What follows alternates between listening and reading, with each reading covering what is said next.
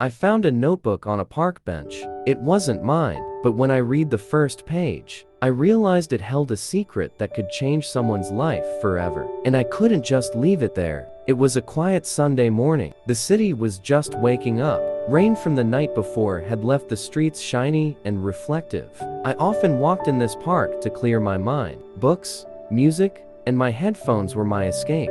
But today, something stopped me. A small, leather-bound notebook lay on a bench. Alone, untouched by anyone. Curious, I picked it up. It wasn't locked. It wasn't marked. Just plain leather. I opened the first page. A name was written, someone I didn't know. But the words beneath it were urgent, heartfelt, and full of worry. I've made mistakes I can't forgive myself for. I don't know if anyone will ever understand me. But if someone reads this, maybe they can fix what I couldn't. I froze. This wasn't a diary, it was a cry for help.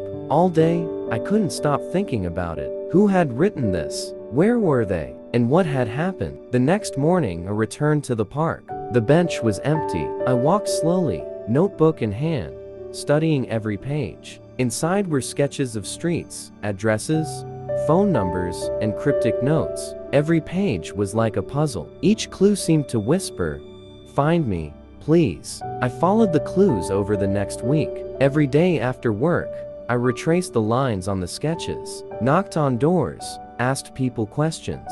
Finally, I arrived at a small apartment in a quiet part of town. I knocked. No answer. I left the notebook near the door. And then, a movement. A young woman opened the door. Her eyes widened. "I thought I lost this forever," she whispered, her voice trembling. I handed it to her. She held it as if it were the most precious thing in the world. And in that moment, I realized it was. We didn't talk about everything immediately. She was hesitant, wary, afraid to trust someone she didn't know. So we started slowly. First, we just sat on the small couch, reading entries together. Every page revealed fears, dreams, regrets, and hopes. She had written about moments no one knew about, secrets too heavy to tell anyone. Over time, we spoke more, not about the past mistakes, not about the shame, but about moving forward, about hope. By the end of that week, she smiled, a genuine smile I hadn't seen before. It wasn't forced, it wasn't fake. It was real, and I understood then. The notebook wasn't just paper. It wasn't just a lost object. It was a bridge, a lifeline, a chance for someone to heal. Sometimes, life leaves doors unlocked, so the right person can walk through. The notebook didn't just solve her secret.